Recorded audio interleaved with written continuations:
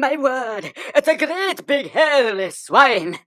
And to think, all I ever wanted was a peaceful walk in the forest. And what will I do when no one save me? Ah, it's a disaster. I don't suppose you fancy a cup of tea?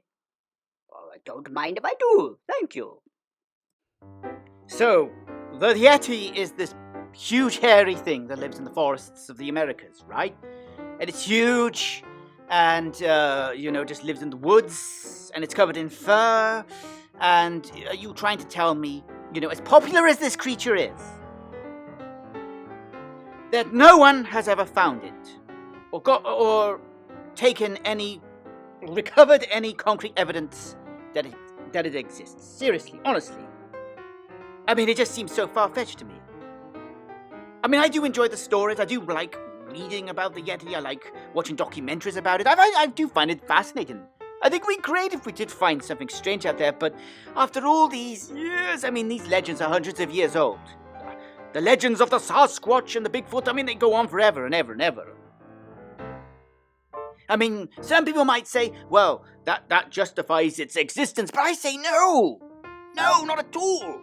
Because no one's found anything! No one's found a dead body of this thing? Seriously! I mean, no one has.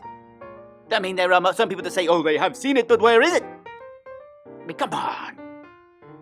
Then I was watching this program about the Yeti that lives in Alaska. It's called the Hairy Man. And this thing is 15 feet tall, supposedly. 15 feet tall.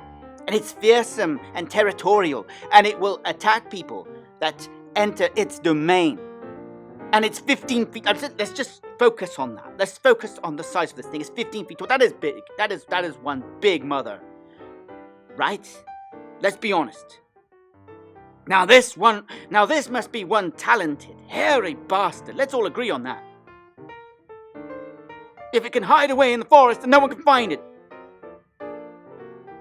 15 feet tall, and it's aggressive, and it attacks people, yet no one has ever seen it. How does it do it? How does it hide in the way that it does? How could something so big, and so grotesque, and so fearsome hide like that? It's just ridiculous. Absolutely outrageous. Preposterous, even. 15 feet tall. I mean, I'd like to know, does it have any magical trick up its sleeve?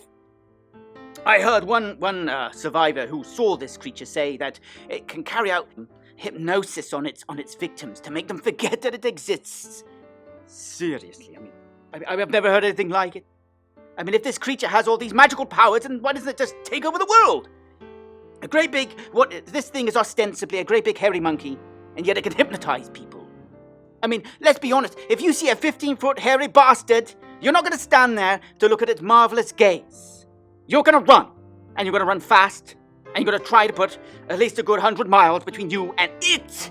You're not going to hang around and wait for it to put you into a trance.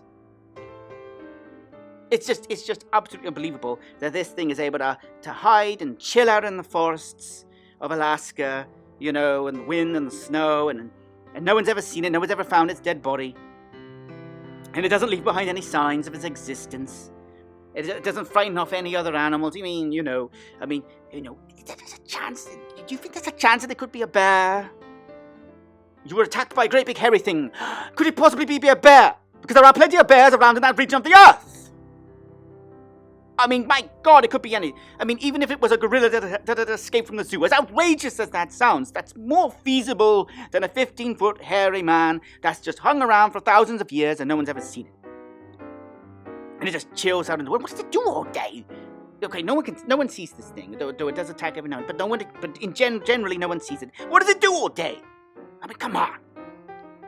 Just sit down, have a smoke, have a drink, reminisce about the glory days. Back before the settlers arrived, and it could just do what it prance around and dance about, and just have a merry, giddy dance in the forest all by itself without all these tourists chasing after it, so it has to hide under rocks and stones or in holes and pits.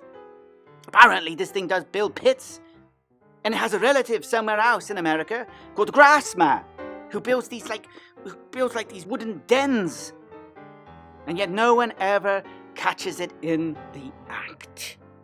Marvelous. One of the most skilled, most talented animals on the earth, the Yeti. Absolutely wonderful.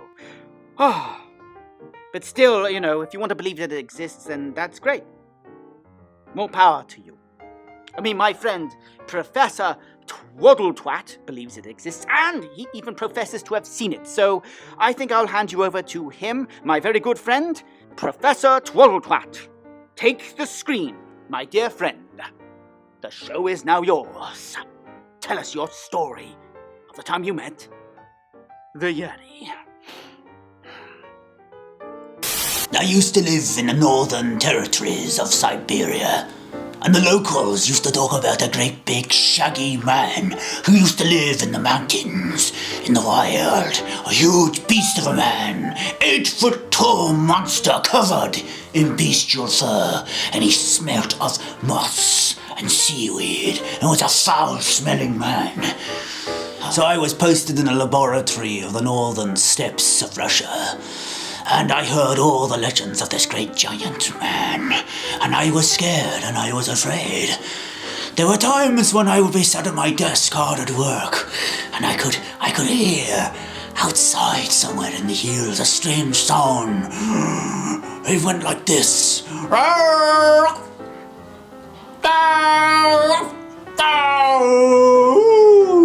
And it wasn't a wolf, and it wasn't a bear.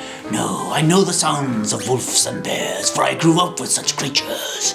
No, this was an ungodly sound from a beast from the depths of hell. It was one of the most scariest things I ever had to listen to. I couldn't sleep at night. I was so scared. I was like this. Oh, I was so scared. And then one morning I woke up, and my assistant said, "Professor, have a look at this." And I had a look. I went outside. He took me outside to the fields. And there was this great swathe of snow, because it had been snowing hard. It was the depths of winter after all. And in the snow, there was great big steps from someone's foot. Like that, the great big footsteps in the snow. They were this long, this wide, a huge beast. And we followed the footsteps through the snow. Oh, the weather was terrible, but we made it.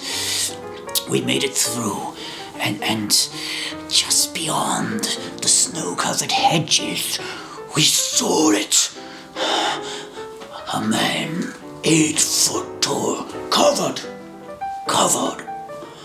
all over in a great shaggy blanket of hairy, dirty, stinking wool. It was awful, but yet his face was bare. You could see his prehistoric Neolithic features. He was like an ancient prehistoric man. Oh, it was terrible. I was so scared. I couldn't move. And this great giant beast man, I knew what it was. It was the Sasquatch, or as you know it. Or as you know it, the Yeti.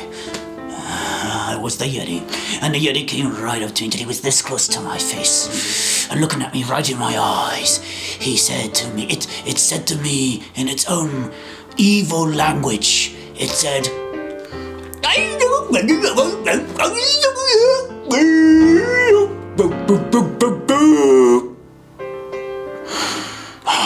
and then it ran away.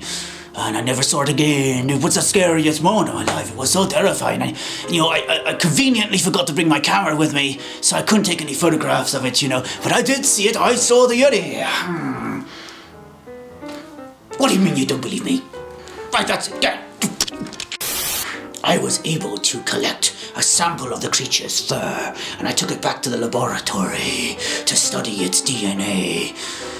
But unfortunately, the fur was covered in so much shit that we weren't able to find anything out about it. What a pity. The world of science was robbed of one of its greatest discoveries that day, when I came face to face with the Yeti.